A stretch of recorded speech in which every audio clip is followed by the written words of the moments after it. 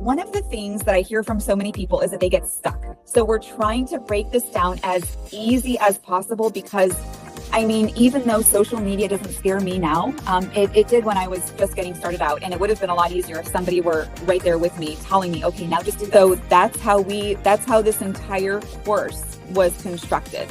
My favorite lesson from my dad, and I'm going to tell it to you right now, because this is what we're trying to do with the 10-day challenge. Because we feel like if we hold you accountable to doing the things that you're afraid of, that you're going to follow through with it and actually just get it done and do the scary thing.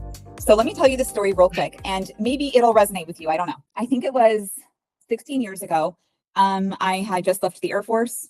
I was back from my hometown, one of my hometowns of Bowling Green, Ohio. And I was very, very poor.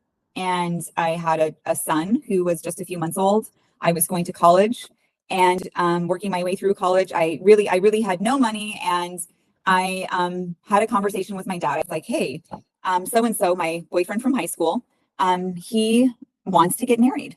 Like, Dad, what should I do? And he's like, Marissa, do you know why deer get hit by cars? And I'm like, no. And in my mind, I'm like, what is he talking about? What does a deer have to do with the situation with me getting back together and potentially marrying my boyfriend from high school? And he said, and I was like, no, Dad, why do deer get killed? And he's like, because they think that going back to what's known for them is safety. Instead of just pressing on into the unknown, they stop and they think for a second that maybe going back to where they came from is the safest bet, where if they had just kept charging in the other direction, they would have been completely fine.